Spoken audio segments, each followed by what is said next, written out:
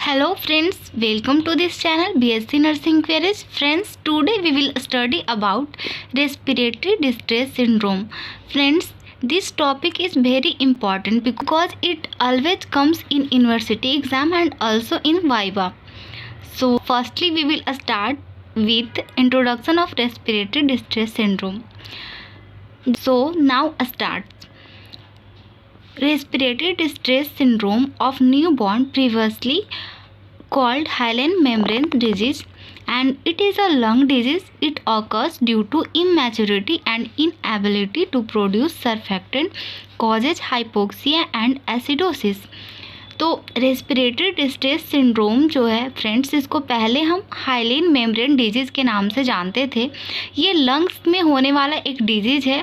और ये क्यों होता है? तो it occurs due to immaturity and inability to produce surfactant.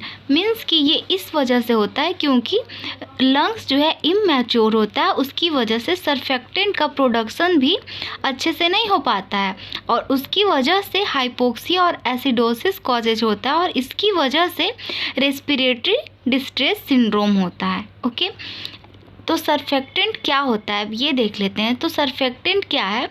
It is a lipoprotein that consist of phospholipid such as lecithin and sphingomyelin. इसका function क्या होता है? सरफेक्टेंट क्या होता है? ये एक लिपोप्रोटीन है जो कि कंसिस्ट रखता है फोस्फोलिपिड सच एज लेसिथिन और स्पिंगोमाइलिन.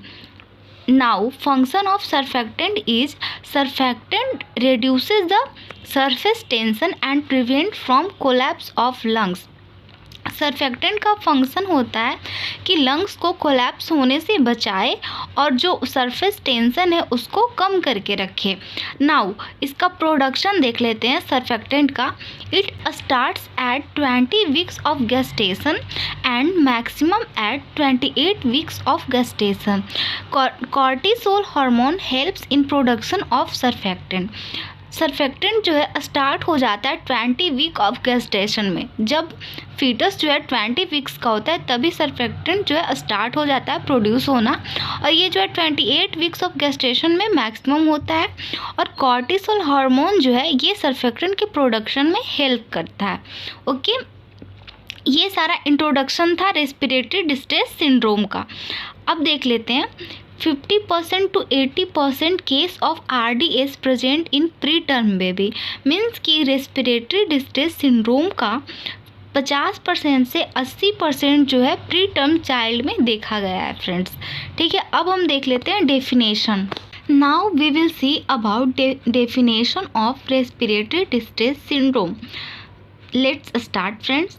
Definition of respiratory distress syndrome is respiratory distress syndrome is a syndrome of premature neonates that is characterized by progressive and usually fetal respiratory failure resulting from immature lung. तो respiratory distress syndrome pre mature neonates में होने वाला एक syndrome है जो कि characterised किया जाता है फीटल रेस्पिरेटरी फेल्योर से. और ये ऐसा क्यों होता है? क्योंकि फीटल का जो है फीटस का लंग जो है इमेच्योर होता है. ओके, तो अगर समझ ले डेफिनेशन कि रेस्पिरेटरी डिस्ट्रेस सिंड्रोम क्या होता है, तो जब बेबी जो है इमेच्योर होता है यानी प्री टर्म बेबी, यानी कि अगर 36 वीक से पहले अगर बेबी का जन्म हो जाता है तो उसका लंग जो है इमेच्योर होता है, वो अच्छे से फंक्शन नहीं कर पाता है और उसकी वजह से सरफेक्टेंट का प्रोडक्शन अच्छे से नहीं हो पाता है. जब सरफेक्टेंट का प्रोडक्शन अच्छे से नहीं हो पाता है तो रेस्पिरेटरी फेल्योर होने का चांसेज होता है और ये जो है रेस्पिरेटरी डिस्ट्रेस सिंड्रोम कॉज कराता है. अब देख लेते हैं friends etiology factors causes of respiratory distress syndrome क्या है.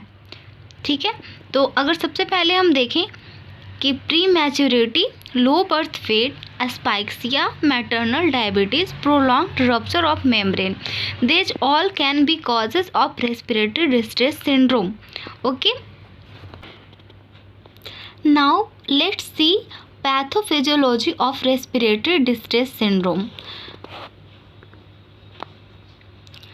First we will see due to any causes such as prematurity, maternal diabetes, etc., immature lung in preterm or premature baby occurs, and due to immature lung, surfactant deficiency occurs, and due to surfactant deficiency, collapse of alveoli and lungs occurs, and it causes atelectasis or dyspnea or tachypnea, and due to this hypoxia and hypercapnia occurs, and it causes pulmonary vasoconstriction and shunting of blood from pulmonary artery to systemic circulation, and due to this reduced pulmonary blood flow occurs, and then necrosis of surfactant cells occurs, and effusion of protein like material into alveolar spaces, and it causes respiratory distress syndrome.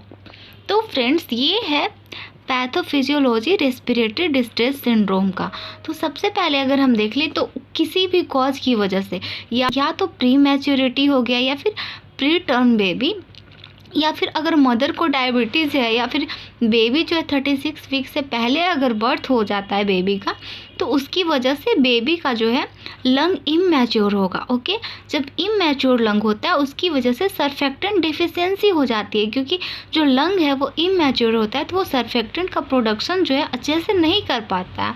तो जब surfactant का deficiency हो जाता है तो surfactant cause कराता है collapse of lungs and alveoli, क्योंकि सर्फेक्टेंट का काम क्या था, ये जो है लंग को कोलैप्स होने से बचाता था।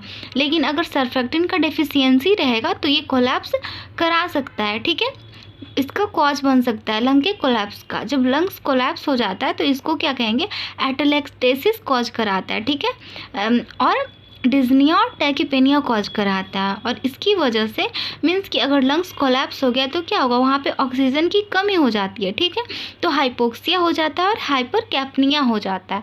ठीक है, जब ऑक्सीजन की कमी हो जाती है तो उसके बाद क्या होता है कि पल्मोनरी वैंको कंस्ट्रक्शन हो जाता है। ठीक है, और जो ब्लड जो है वो शंटिंग हो जाता है from pulmonary artery to systemic circulation. ठीक है, जनरली जो है अओर्टा कैरीज करता है प्योर ब्लड को सिस्टेमिक सर्कुलेशन में। मीन्स कि जब हम लोग सर्कुलेशन सिस्टम में पढ़े होंगे कि जो प्योर ब्लड होता है वो अओर्टा पूरे बॉडी तक पहुंचाता है। ठीक है, लेकिन यहाँ पे क्या होता है कि ब्लड जो है पल्मोनरी आर्टरी से ही सिस्टेमिक सर्कुलेशन में पहुंच जाता है। ठीक है, और इसकी वजह से फिर क्या होता है, पल्मोनरी वैंको कंस्ट्रिक्शन की वजह से पल्मोनरी ब्लड फ्लो जो है वो रिड्यूस हो जाता है, यानी कि स्लो हो जाता है blood flow.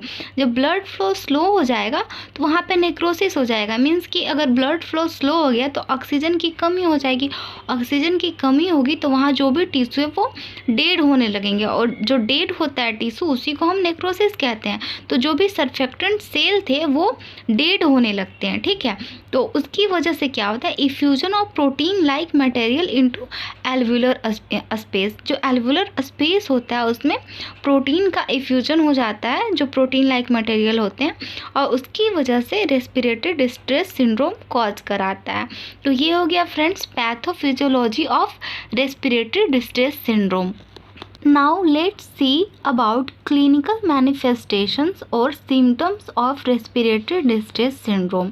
The first is rapid or shallow breathing, expiratory audible grunting, dyspnea or difficulty in breathing, intercostal or subcostal retraction or chest wall retraction, increasing cyanosis, nasal flaring, tachypnea and tachycardia. These all are symptoms of respiratory distress syndrome.